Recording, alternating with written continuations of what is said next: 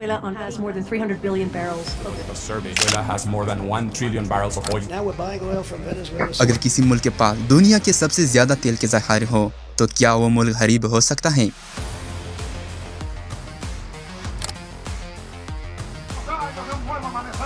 اگر حکومت یہ اعلان کرے کہ تعلیم مفت ہے، علاج مفت ہے اور ریاست کی پہلی ترجیح عام عوام ہے تو کیا ایسا نظام ناکام ہو سکتا ہے؟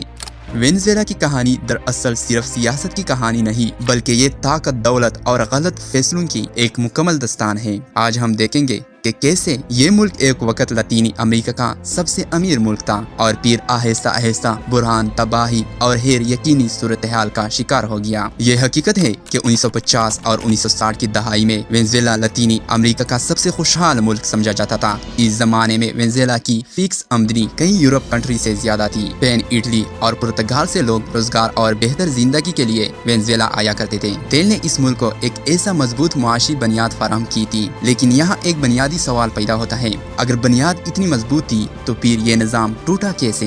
U.S. as you say, Venezuela capturing President Nicolas Maduro. To capture former Venezuelan President Nicolas Maduro. 1998 میں ہیگو چیوز اقتدار میں آئے۔ وہ ایک فوجی افسر تھے جو اشرافیہ کے نظام کے خلاف کھل کر بات کرتے تھے۔ چیوز نے ایک نئی انقلابی نظام کا آغاز کیا اور اعلان کیا کہ تیل کی دولت چند طاقتور لوگوں کے لیے نہیں بلکہ عوام کے لیے ہے۔ 2000 کی دہائی میں تیل کی قیمتیں بہت زیادہ تھیں اور وینزویلا کی معیشت تقریباً 95% تیل پر انحصار کر رہی تھی۔ چیوز نے قومی تیل کی کمپنی کو ریاستی کنٹرول میں لے کر اس کی آمدنی تعلیم، علاج اور رہائش جیسی سماجی منصوبے پر خرچ کی۔ اس دور میں غربت میں نمایاں کمی آئی اور معیشت میں مسلسل ترقی دیکھنے میں آئی۔ غریب طبقے کے لیے چیوز ایک نجات دہندہ بن گئے اور وینزویلا پورے خطے میں ایک مثال کے طور پر دیکھا جانے لگا۔ لیکن اس ترقی کے پیچھے ایک خاموش خطرہ بھی موجود تھا۔ پوری معیشت کا دار و مدار صرف ایک ہی وسیلے یعنی تیل پر تھا، اور جب یہ سہارا کمزور پڑتا ہے تو پورا نظام ہل جاتا ہے۔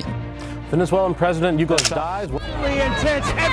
2013 میں ہیگو چیوز کے انتقال کے بعد اقتدار نکولس مادورو کے ہاتھ میں آیا۔ مادورو چیوز کے قریب ساتھی تھے لیکن حالات اب پہلے جیسے نہیں رہے تھے۔ 2014 میں تیل کی عالمی قیمتوں میں شدید کمی آئی جس کا براہ راست اثر وینزویلا کی معیشت پر پڑا۔ چونکہ ملک کی معیشت متبادل ذرائع پر قائم نہیں تھی اس لیے بحران تیزی سے پھیلنے لگا۔ حکومت نے اخراجات کم کرنے کے بجائے زیادہ کرنسی چھاپنی شروع کر دی، پیداوار کم ہوتی گئی، درآمد رکنے لگے اور مہنگائی بے قابو ہو گئی۔ 2016 کے بعد وینزویلا شدید مہنگائی کا شکار ہو گیا جہاں قیمتیں لاکھوں فیصد تک بڑھ گئیں، بازاروں میں بنیادی اشیاء نایاب ہو گئے، ادویات کی شدید کمی پیدا ہو گئی اور عوام شہری خوراک کے لیے لمبی قطار میں کھڑے نظر آنے لگے۔ اس دوران سیاسی حالات بھی بد سے بدتر ہوتی چلی گئی۔ احتجاج، انتخابات اور اندرونی کشمکش نے ملک کو مزید کمزور کر دیا۔ بیرونی پابندیوں نے بھی معیشت پر دباؤ بڑھا دیا۔ حکومت کا موقف تھا کہ اصل مسئلہ پابندیاں ہیں، جبکہ رائٹرز کے مطابق اصل وجہ بد انتظامی اور بدعنوانی تھی۔ اس بحران کے نتیجے میں 70 لاکھ سے زیادہ افراد وینزویلا چھوڑ کر دوسرے ملک ہجرت کر گئے۔ 2026 تک وینزویلا ایک انتہائی نازک مرحلے میں داخل ہو چکا ہے۔ مختلف خبریں، تجزیے اور دعوے سامنے آتے رہے۔ کچھ لوگ بیرونی مداخلت کے خدشات ظاہر کرتے ہیں